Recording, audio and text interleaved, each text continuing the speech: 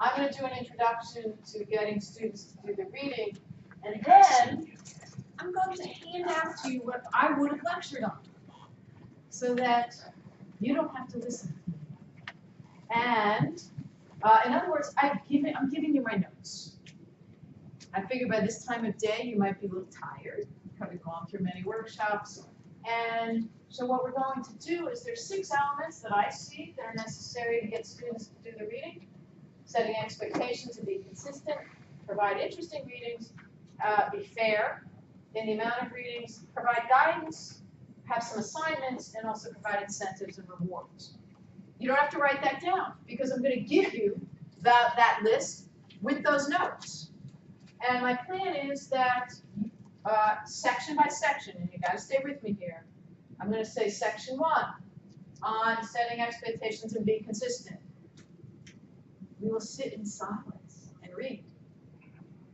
And then we will have a conversation about that section for as much time as we need. And then we will do section 2, choosing an interesting reading. So then you can make comments, you can offer your experience, ask questions of each other, of me, and then we can all run. So that's how I structured the next hour and 15 minutes. Okay? So, a little bit, just to let you know about me, my name is Elizabeth Cohn in the system. If you want to write to me, it's C-O-H-N. In the AU system, I go by Betsy, so if you see my campus, please say hi, Betsy. And you might have to remind me of her name, but I will eventually. So I am a faculty member in the School of International Service. I've been teaching here since 2006. I've been teaching since 1995. And for the last 6 years, I've been the SAS faculty coordinator for teaching and student learning. So I have some course release so that I can help the SAS faculty, of which we have 125, help improve their teaching. I also do quite a few teaching workshops for at CTRL. And this year they've named me one of the 8 faculty fellows for the university. So, but I usually teach about U.S. foreign policy, and I also teach about globalization and media, things like that, which is maybe will help you to understand or to explain why I'd much rather be thinking about how students learn and teaching than about what we're doing in U.S. foreign policy. So I love doing this kind of work, and the conferences I go to are actually teaching conferences. So why did I come up with this idea, which is I think we can all do a better job of getting students to do the reading. There's a survey called NSSE, the National Survey of Student Engagement, okay? And each year they've asked the question, during the current school year, about how often have you come to class without completing the readings or assignments? Okay, you know what the AU students said in the last survey? In terms of, that's without completing the readings or assignments, AU students in the categories of very often and often, it was 26% of the freshmen said they came to class without completing the readings or assignments. 34% of the sophomores, 38% of the juniors, and 32% of the seniors. So we have a third to a quarter of our students coming to class. That's self-reported. And we all know that that's some question. That's question. It's also, for those who are methodologists, it's what's called a double barrel question, because it says having not done the reading or the assignment, and that's 2 different things. So, all right. Well, putting those aside, I still think that we can do much better to get our students, in terms of getting our students to do the readings. So, normally, and so as with all my, I'm very humbled by that. I think we need to do a better job.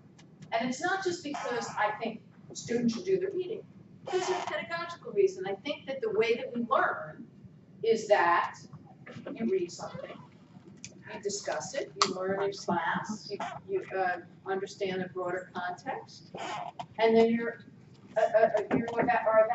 write on it or tested on it in some way. So I think that there is a learning process.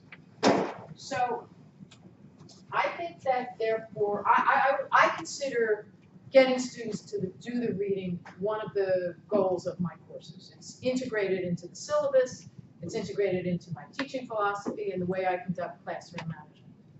And so usually when I do a teaching workshop, I'll say, if you could just get one idea and adopt it in your course for this semester, I think it's great.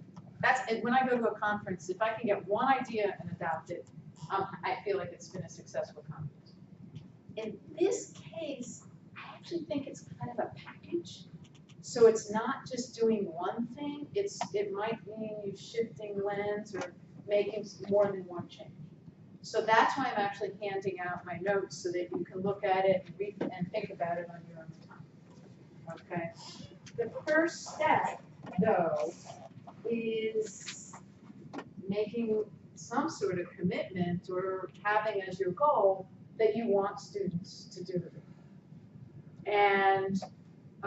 And that's just not a wish. Like, you know, it's not like you got your birthday candles and it's like, I hope the students are going to do the reading this year. There's some steps that we have to take. All right? And I think that it's based on the 6 elements. If you would pass these around that I've laid out. All right? So I have written, pass these around. I've written out my notes and I've just,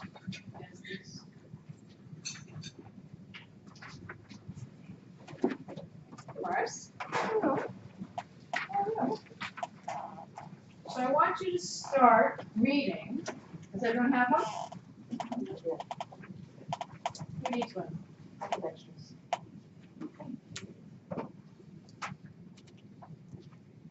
I've just been through the introduction, so I'd like you to start in the middle of page 1 where it says expectations and consistency.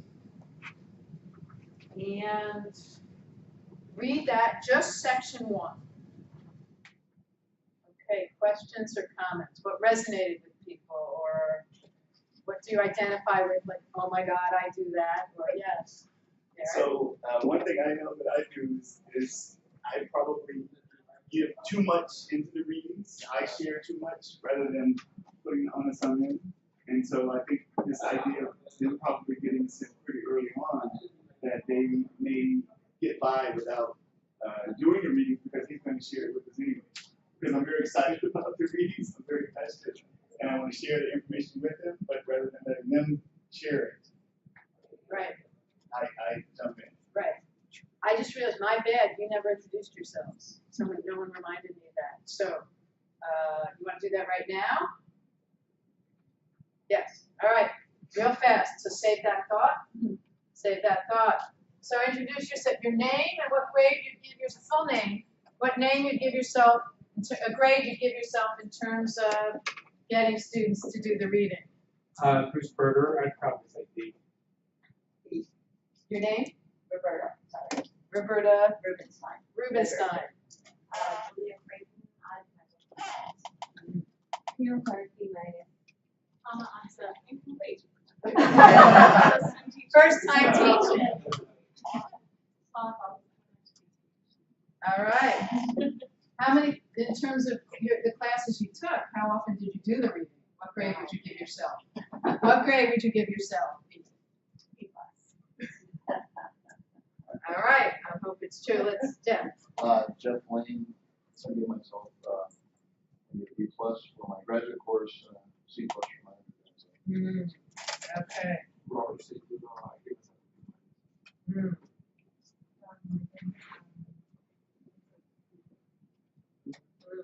Okay.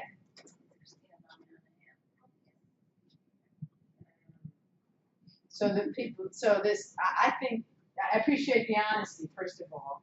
And so the question is what to do differently, right? Unless you're happy with that, right? If you don't think that it's important for students to do the reading and you are the main vehicle of information and they don't have to do stuff, and you're comfortable with that, I would like to talk to you outside later because I don't think that's really education, but we could talk about it because some people do. Hi, I'm Tara Giordano, Theater Department, and yeah, I like to be my name. Okay. Amari Pure School of Education, a C.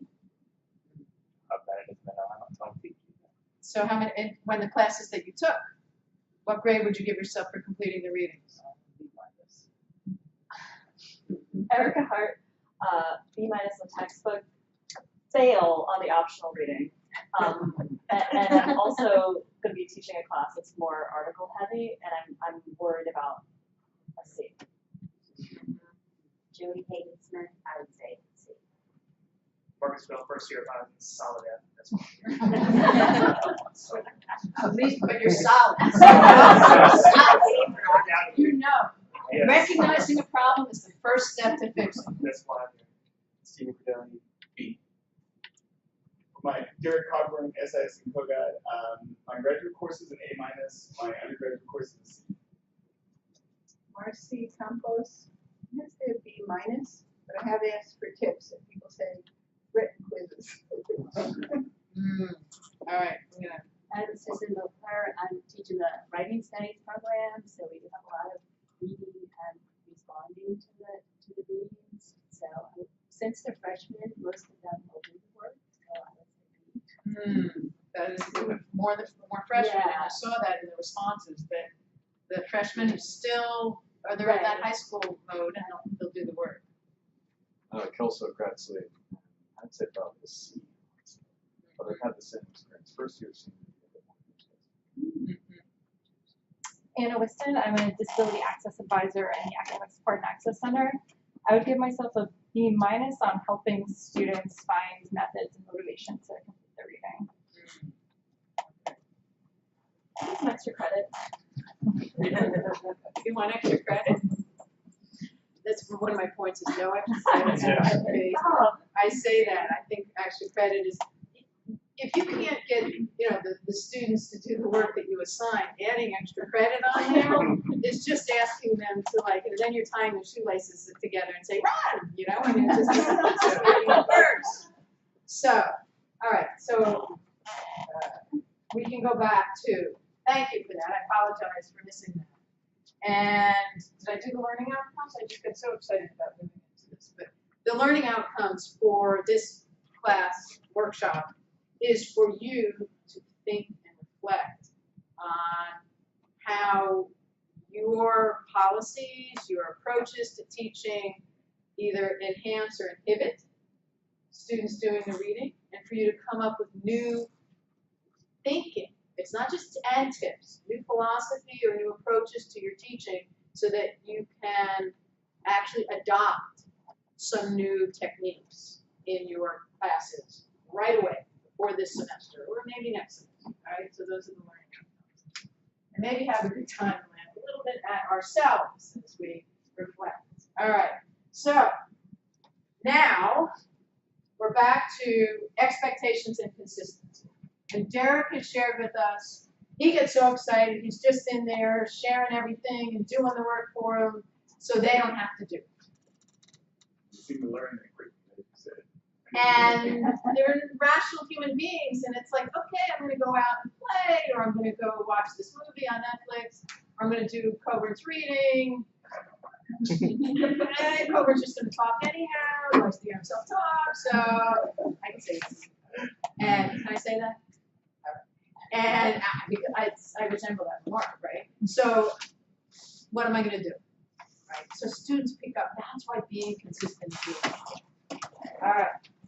I like that you said that you have students contribute to the class based on reading, and not based on the reading. It's hilarious when I ask the question. So, so how should there, how does the bureaucracy really impact? How did the bureaucracy really impact Obama's decision on Afghanistan? Based on the reading. You wait in silence is really important. Based on the readings. And 2/3 of the hands. And I just have to do everything in my power not to go, oh man, that was so much fun. I just nailed it. That's not my approach. It's just really get them, and they get it. All right. Other comments? I have a little concern about that because I would like my students not only to comment on the reading, but also to bring in things from their personal experience, bring in things they've heard in another course that bears on top. So the limited credit for classroom participation, the only thing to say directly about the reading, I think, is too limited. Any response to that? I think we are using the reading as a launching point to build into more discussion. So you can still start with, okay, the reading, from the reading I learned blah, blah, blah, and I can see this in my life in this way. I can see this in what happened in that way. So the reading just provides students with the launching point for the conversation. They can further branch off into bigger ideas. And what, I agree, and what can a faculty member say when a student starts with a personal story? To make sure that they've done the reading. Yeah, so you might say something like, I look forward to hearing about that, but let's start with the reading, and then let's see how that relates to the story, the anecdote or the story you're trying to share with us. And you can do what's called a parking lot, and then you have to do it. You put on the corner of the board,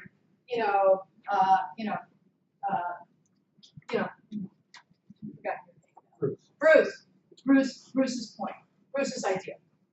And so you make sure then to go back once we've discussed it. Bruce, tell me again, what were you wanting to say about that? Another technique.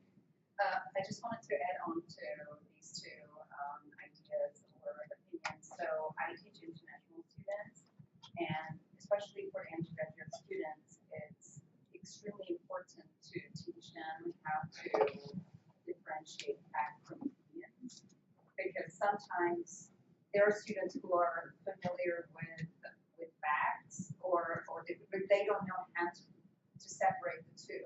So I think that for me, I'm really going to push on according to the readings, and then now say what you think about that, so that they really know. So that's they it. can build on. Which is, Bruce has made his personal story about, his trip to Greece. And so I said, so what would Thompson say to that? That Thompson's the reading. What would Thompson say to that? And 9 times out of 10, what's the answer that Bruce is going to give? And so, but the first time, next class, Bruce will have done the reading, because he doesn't want. And I'm not doing it like this. It's more like, so what would Thompson say to that? That's a really interesting point. What would Thompson say to that? Because my job as a teacher is for people to add to their knowledge, not to just come in and say what they want to say. All right, 2 more points on this. Just on this subject, I think there's some students who overshare, and we really don't want to publicly embarrass them for having taken this as an opportunity to say something very personal, because it's sincere but irrelevant to the discussion. And I just would have given, particularly students who don't get that, and so they continue to do it. Other students are kind of wincing because they don't want to hear something so intimate, personal. It's Ruth. Your name is Roberta. Roberta. What would you suggest Roberta do in that case? To try to avoid embarrassing the student.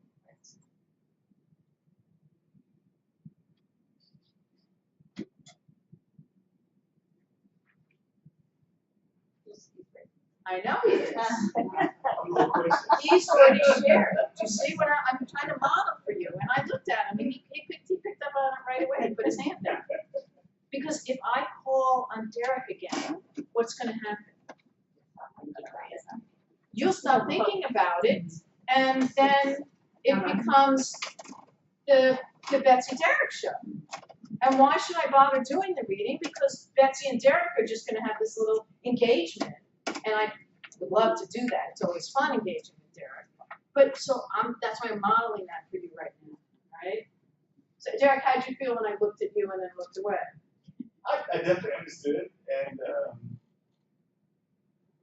I definitely like to contribute as a student. Yeah, me too. I'm the extrovert who's always wanting, that's why I do this. No, I'm just kidding. So Yes, what would you suggest for a verb? Well, now what as a student in your class right now, I'm waiting for a chance to turn and talk to someone else about it. The ideas I kind of have rattling around in my brain right now, but I'm not quite ready to share with the whole class. about Pair that and topic. share, that's a great, when you're met with silence, it's amazing. I'll ask a question, and if it's from the readings, and I ask a question, there's silence, and I'll say, turn to the person next to you, go. And then there's all this noise. And then sometimes I said, I'm a little hurt. You didn't say anything to me, but you'll talk to everybody next to you. But I get it. Sometimes it's scary.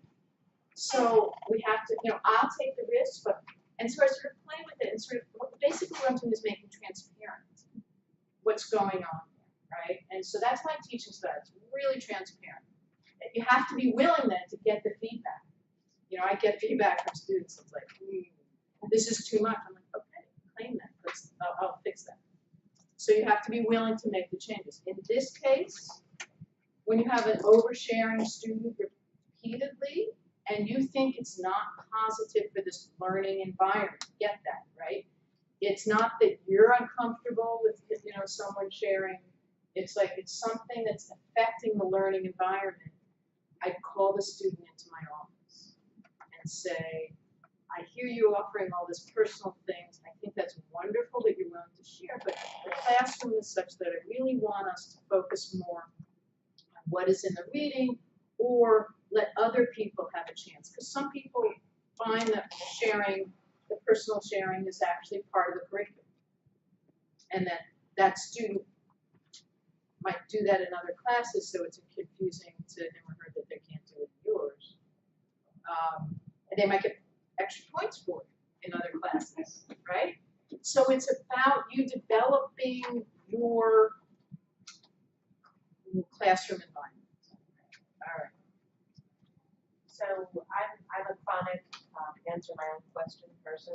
So as not to embarrass myself or others in the silence. And so my follow-up question is, so I can pair and share, I like that idea first. Do I pair and share for the whole entire, case, or do I do other things, or how do I, what other, do you have anything else? So what do you think we should do? What would be a strategy that you think would be best when met with silence?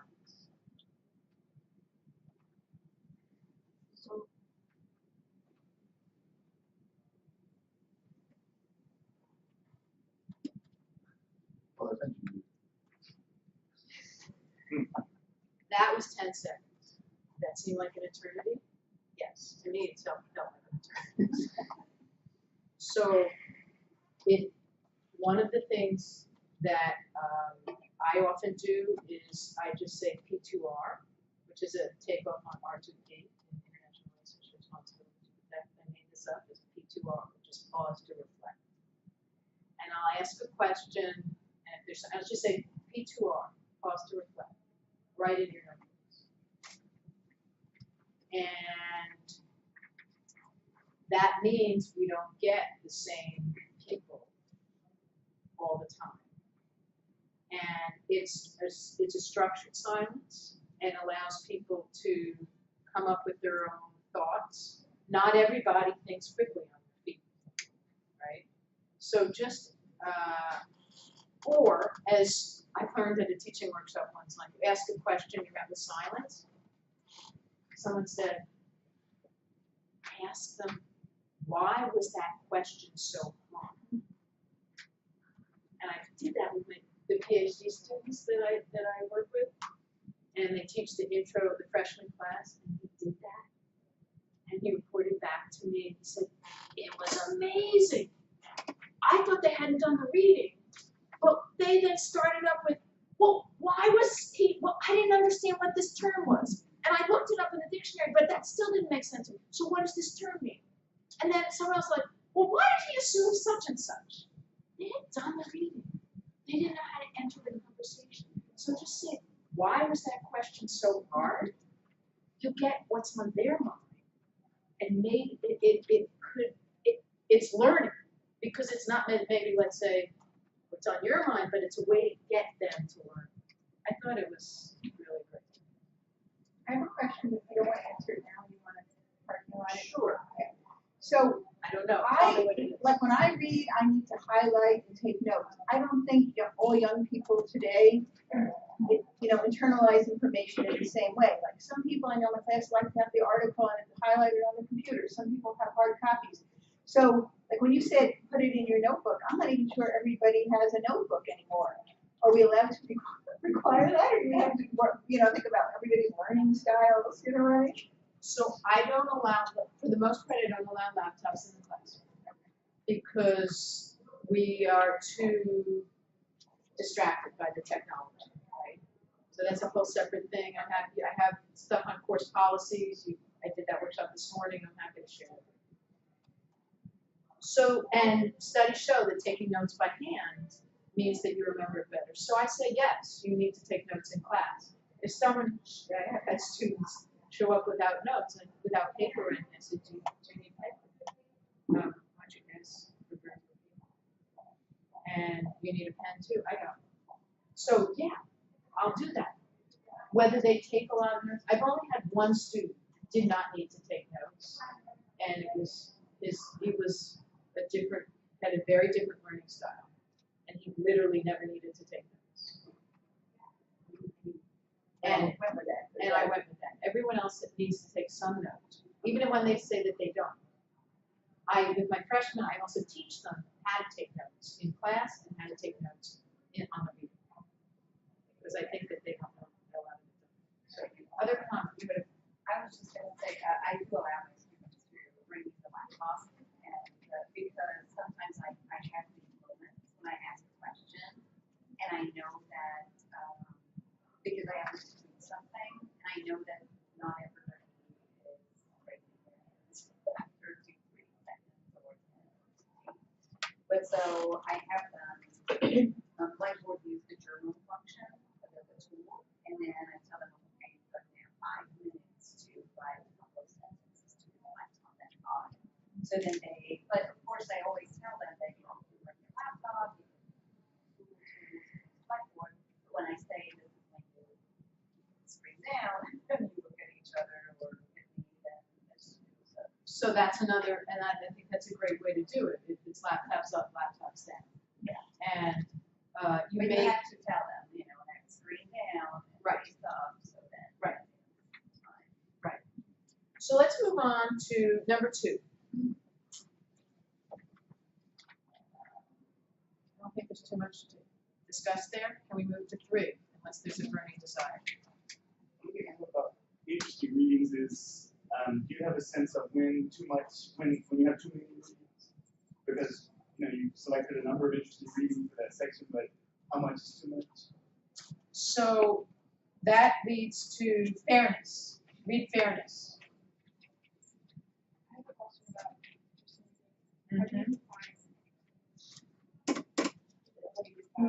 Interesting means that it's got some really great concepts and ideas that I want to work with, and it's just so exciting to me when I read it. It's like I jumped up and down. It's like, oh my God, this is so cool. So you have to be the one excited about it. Well, but I think also from a student perspective, so I really minimize. I'd love for them to read drawings. And so this next bit about fairness is the captions. So please read fairness. So How to Read a Book by Paul Edwards is online. It's 9 pages. And I'm not going to go through it. I really recommend it to you. You can Google it and find out. So Roberta's raised this point about 90 pages. Obviously, it depends on the level of difficulty in what you're teaching. Right? If it's in literature, you're probably assign more, especially if it's a book, the way they do it now, it's only like 7 words on the page. You know what I mean? It's like in a freshman class, I'll assign for one class that meets once a week. In one class period, I assigned a 20-page chapter. That's it. Because it was really hard period, and I wanted them to work through it. Because this generation gives up. Do you know that When you do a web search, studies show that after 13 seconds, if it's not successful, people give up. 13 seconds. And we're asking them to struggle through a text that's hard. So, any other comments on fairness? Does that answer? Yes. I think it's also worth noting, with the amount of reading students do, especially at AUs, that a lot of students are overtaxed by their extracurriculars, work, internships, etc. So that's something to be mindful of when you're signing your readings, is that while for you, your class might be the most important thing in the world, that's not always the case. And while it would be awesome if you could assign these longer readings for some students, I know that even like first year students in some departments have to have internships or encouraged to do internships. Or work. Got work. They're doing these readings on the metro. So that's something to keep in mind as well. And that's kind of probably why that's something to consider in terms of information retention as well for students, because you're getting these readings in like any spare moment you can. That was not too long ago, a couple of years back, and I can definitely remember like, well, this reading didn't stick with me as much. I did it like on the train or backstage, like as I'm working on a show or something like that. Right. So think of where your students are consuming material. If they're first undergraduate, they have 5 courses. If you assign 100 pages a week, that's 500 pages a week. Think of it that way. Now, if AU student body is changing, and we have many more students who are working part-time or even full-time. And you put that, that's a lot of work. So my view is that the more you assign, for the most part, you're also, I think less is more.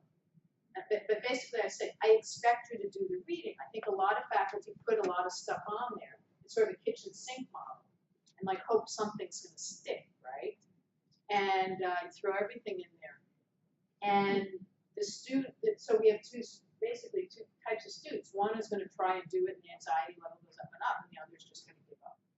And so neither of them are, I think, positive for learning. So I did something I've never done before last year. I guess I'll do it again, which is I assigned 3 articles because there was 3 perspectives, right? We're supposed to teach multiple perspectives. So that means more readings. So I realized it was too much, and I divided the class in thirds, and each third had to read one of the articles. And so the other 2 groups didn't read the other 2 articles. They were fine, but then they had to present in class and then critique the other articles. And we did it on Google Doc, where they, in their small groups, wrote up the key points. By the end of the class, they each had notes on the readings, and they thought it was, and then critique of it, and they thought it was like the best class they ever had. I'm like, read the other 2 articles. How could you know it's in them? And for them, it's fun. I just had to take that in. I had to make it fun, but a little secret. Well, it wasn't a secret. Very transparent. It was radical, liberal, and conservative points of view, and I assigned the conservatives the radical article. I assigned the radicals the conservative article, and they had to present it, and then had to critique their opposite. So I made it work for me by doing that. The liberals were just like trying to figure it out. It's interesting that it's possible that, given that they didn't have the pressure of having to read all 3, some of them may have gone ahead and read the others. They did. I think that was true. But what it meant was they really read that one article. Right. Because a lot of times, and this is later in my notes, what we call reading, they call skimming. And they're just skimming. But this was, and so this goes, let's move on to provide reading guidance, unless anyone has, let's do provide reading guidance. This I think is probably most important. So even if you're not done, just let me just tell you first, let me show you what I mean by in-class writing assignments. This is what one looks like. Yeah, page, because I don't want them writing a lot, because I don't want to have to grade a lot. And it's just their name, and it says, in sum, what did NSC 68 argue if you had to sum it up in 3 or 4 sentences? given that to them as a reading question, so they know that in advance. It's because it's a 50-page document, but I want them to know the central argument, because I want them to actually have read it. I don't want them to skim it. I want them to really read and think. And so that's the kind of question I would give. It's not, I've heard people like in literature, so what color was his car, or the dog, or something like that. That's like a question just to be mean, I think. It's just, I don't know what you're teaching. And so then I use these in-class writing assignments for their participation grade. So this is just so that's what the assignment is, and then I just do plus, check, minus, and zero, and the minus is no evidence that they did the reading. That doesn't mean they didn't do the reading, but I very specifically say no evidence that you did the reading. And sometimes students just come up to me and say, but I did do the reading. I said, well, then we need to talk about how you read and how you take notes, because you didn't get the main points. So why am I doing this? It's not a quiz. It's helping them to become better students. It's helping them to become better readers and more active readers, and to think when they're reading. It's just not a beach novel that they're reading. I want them to read carefully. And so the reading questions, then reinforcing it with in-class writing assignments, and these become the basis for midterm. And then it becomes the basis for participation in a more democratic way, so the introvert who isn't going to raise their hand every single time and can't get a word in edgewise because Derek keeps raising his hand and Betsy keeps raising her hand, they can actually get an A for participation, because according to the rubric I handed out to you that I referred in the first section, the first thing in the participation is listening, second is preparation. Third then moves into, last is frequency of contributions. So that, and I use that, and you can get a bad participation grade if you participate too much, because it's inappropriate times, the frequency. So comments or questions? Yes. And you do pass those back out when you're done with the grade? Correct. Okay. And when I have time, corrections, or like underlining, no, or so that they know where they have to learn. So this is the other thing that students need and like, which is early feedback about whether they are understanding the material. And they do this especially the first half of the semester before the midterm, so that they don't wait till the midterm to find out, I have no idea what she wants from the class. So they're trying, so this helps them to then prepare for the kind of questions they're going to get. How do you handle the person not being in class a couple of times that you just happen to hand out the assignment? Is that just a zero? Bad luck. It's a zero. If they get a zero for that day, but I put a zero with a line through it. So it's absent versus different. It's a different category, but it's bad luck. I'm wondering if you've had to figure out a slightly different system for students with extended time accommodations, even though we're not considering this a quiz, but it is being evaluated. So when I do that, I make sure I have thought about that and worked on it. So I give the whole class a little bit more time, and I make sure to say I'll pick yours up last. So while I'm collecting all the others, then I get to them last. Yeah. So that gives them a couple of, but I agree, it's not completely fair. I'm wondering, would it, and I think you mentioned this somewhere in here, would it be an option for students to do it on their own time in advance of class, or are you Because we go through it in class. I see. Okay. It's a low stakes assignment. It counts towards the participation grade. So it's data to add up to it, so which is only 10% of the grade. Okay. Yeah. But I have definitely I'm concerned about that. Just a real practical question, how do you quantify your check mark system? Plus is A, check plus is B, check is C, check minus is D, and minus. Quiz is part of the participation grade.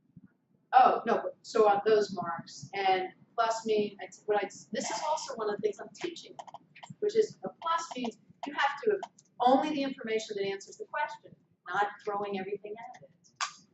So check plus means you got basically most of the information, but it's not well organized. Check is you got some of the ideas, maybe some of it's wrong. Check minus is it's wrong. And minus is no evidence that you did the reading. So again, I'm also trying to get them to be able to synthesize and analyze, very quickly. And then each one of these, I don't worry about, okay, it's 2 points, 6 points. Look, for most people, participation is a fudge factor, right? For most, sometimes you get some pushback. And so this gives me something, but it's still a fudge factor.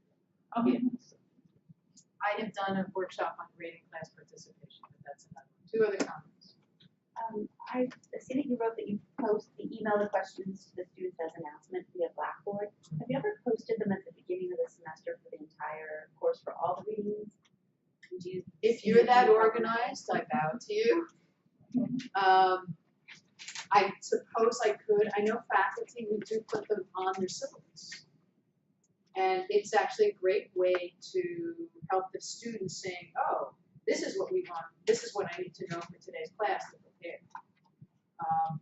I wouldn't object to, I think that's a fine idea, but I also find that most of our students are just on a kind of need-to-know basis. That's what I wondered about the immediacy of getting that email.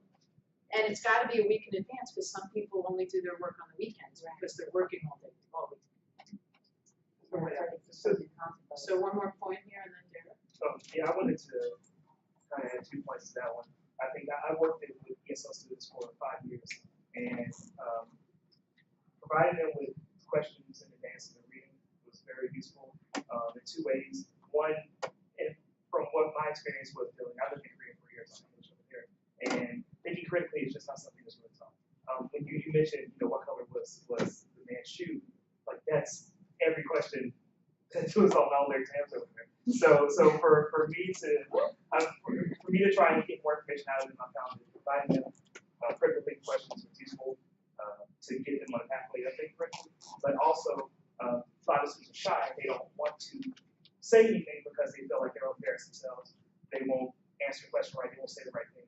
So allowing them to prepare in advance of the class, then they come in. And I've had situations before where similar to this, where I say, I'm not going to cut your questions or your responses.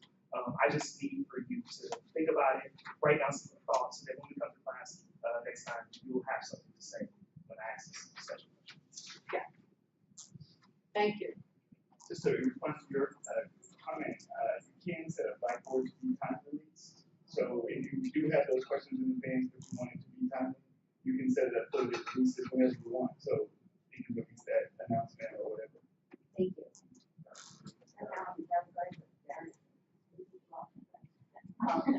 Thank you for your self-awareness. I have tried both checklists, minus etc., and 3, 2, 1 for informal writing, and I find they're very burdensome to turn into how much that 9% really counts, particularly checks. So if a student says, well, if I get 3 check pluses and 3 checks, what is that worth on my grade? And I just wondered how you translate your own checks. So you could do numbers instead. You can say out of a scale of 10 or whatever number, you could give them that many points. Well, I'm just curious how you To me, it's basically an A, B, C, D, F. So check plus is A and no, plus is A, check plus is B, check is C.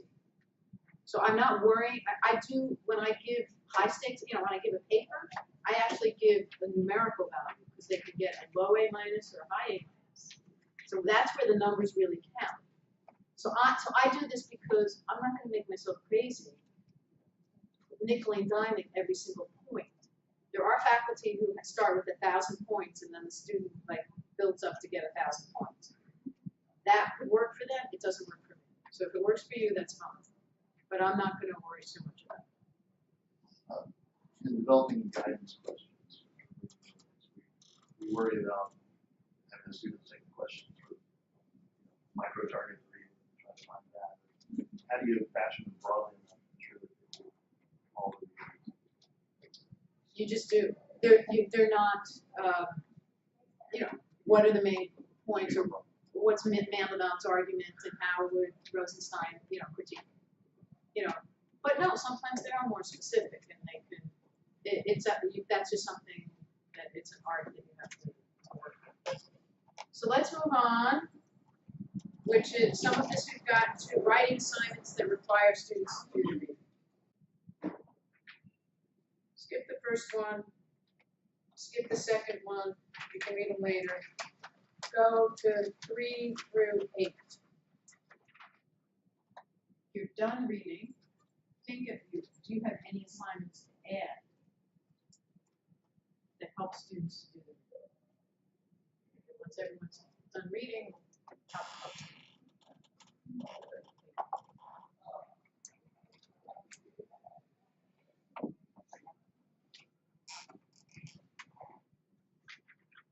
everyone done? Any more time? Most students will not answer that question.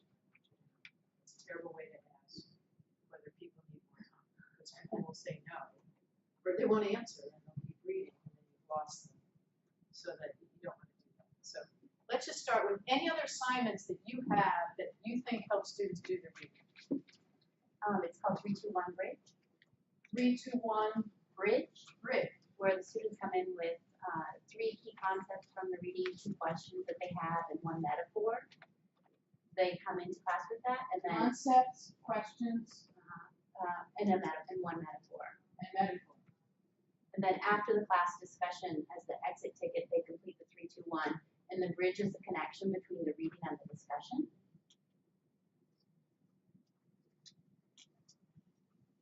And what do you teach? It's teaching reading in elementary school. It's great. Okay. So 3 concepts, 2 questions, and 1 metaphor, and the bridge is the reading and discussion. Anyone else have any other assignments? I usually have like we're going to be reading and it's not a novel, it's a memoir this semester in the writing studies program. And it's not all that long, but there's 10 chapters or so, so I'm going to have each 2 students be responsible for being the discussants of the chapters, so that they have to do a more in-depth reading of that chapter and be able to discuss not only the plot, what was going on in there, what was happening, but also ask some questions like, what would so-and-so have said about these topics? Okay.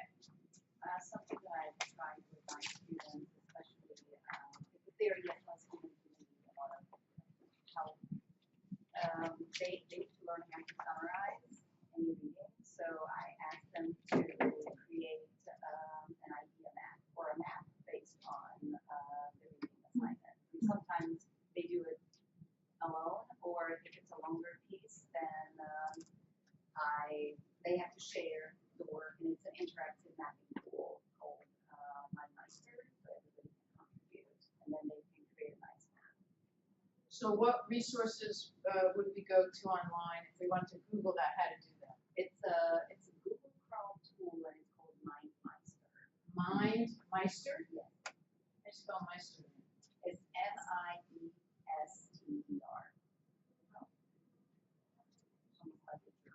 MindMeister, and it's in Google? It's Google tool. Yeah, it's a Google tool, yes. Okay. But I mean, there are all kinds of Coggle is another. How do you spell that? It's COGGLE. Okay. So these are like mental maps or mind maps? Yes, it's mind maps, and then they can just, create a summary, and then you can do a paragraph or 1 page, a chapter, and it's really nice and colorful. You can add images, or they can even add their own voices, so they can record video and upload those if it's just a option. Great. And you notice that works really well with the student population that you're working with. Does anyone use Fishbowl? Before class. During it. Any other ideas to get students to do the reading?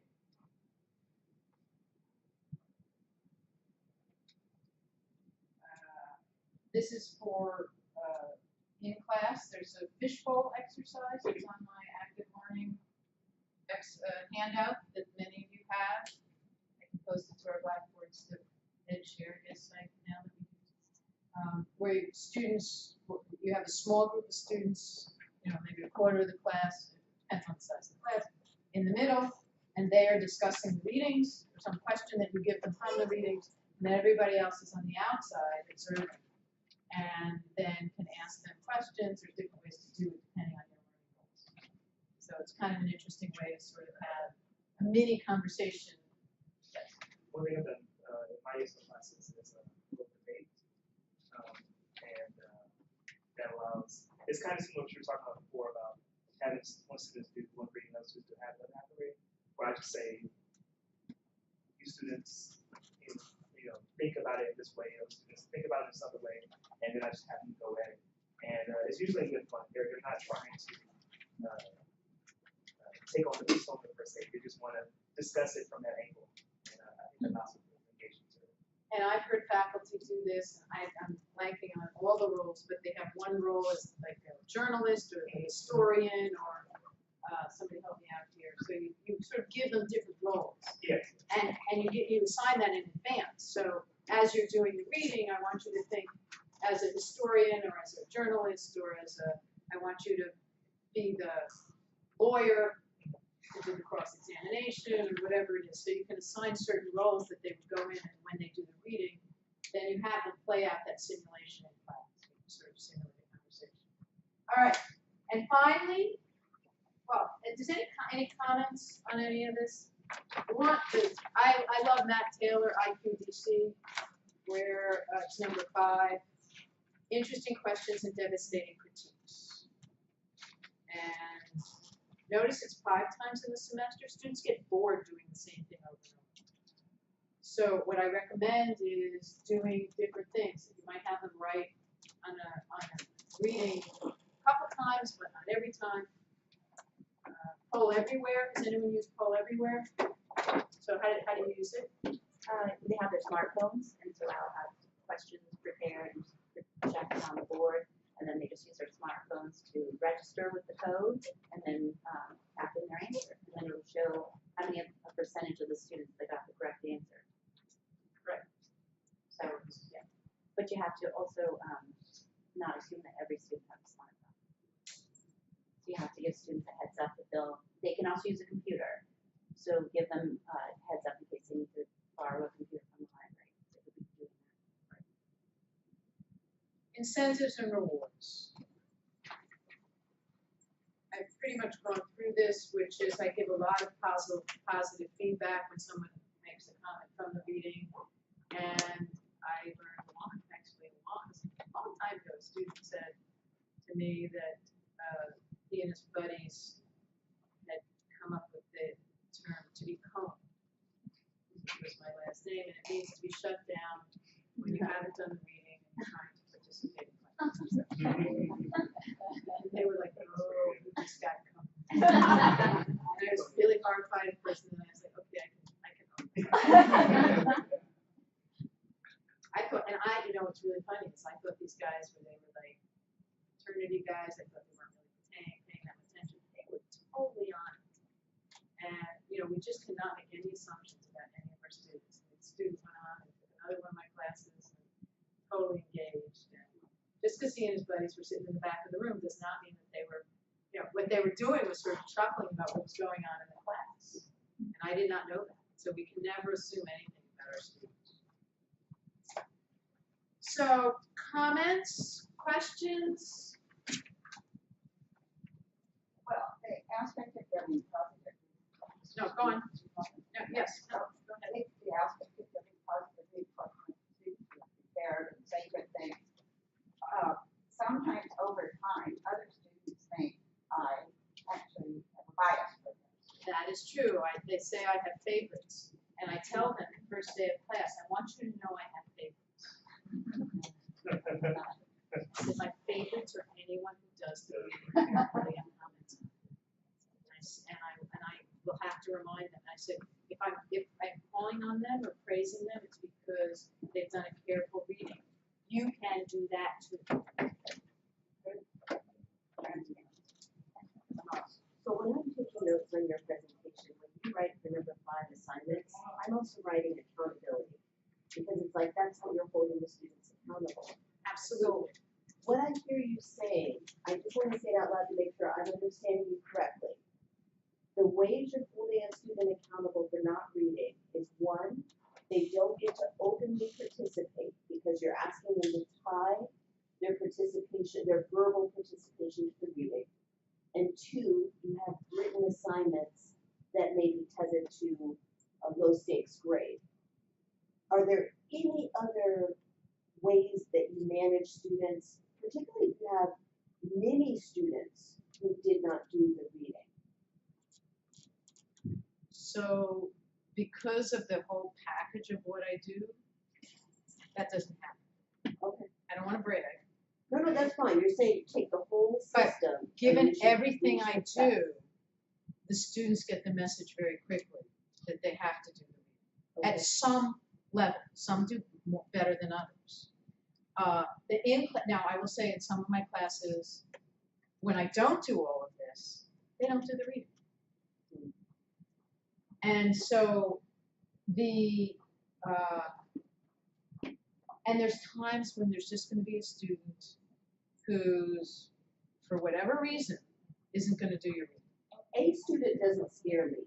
A sizable minority that feels like it's uprising, that's what concerns me, right? I would Is be that- concerned with that too. Yeah, because you don't want to just talk to the ones who are reading, because if the punishment is you don't get to participate with the professor, what if some of the students say, chuck it, I don't really care about my participation grade, I'm just coming to class And that's their choice. And so it's about letting go of that and being comfortable. I will tell you, I hate to end on a negative note, but I'm going to make it a positive note, which is I had a senior seminar last semester, a course I've taught many times before, readings that are unbelievably interesting. Every paper, they had to write 4 case studies, only based on the readings. They could not bring in outside readings. Every class period was basically a workshop of ideas to what they were then going to write that had to be handed in the next class, right? So every couple weeks, they had to write a paper. I had a couple students who would participate, who would show that they had done the reading, and I had a significant, more than half, that wouldn't do the reading week after week. And I was out of my mind because I've taught this class so many times in different forms. I still have students who took the class like 8 years ago who are writing me emails saying, what was, this book, and then I did this, it's like, I know that it works. It didn't work with this group. I wrote them each individual emails in the middle of the semester and said, I'm no longer going to call on people to ask you to participate and people say nothing. Here's your participation grade as of today. If you're fine with that, I'm fine with that. And they were individual, it was a small class, so I could do individual emails like that, but they were seniors, a senior capstone class. And after that, one student's behavior changed radically, my attitude changed radically. I was no longer frustrated.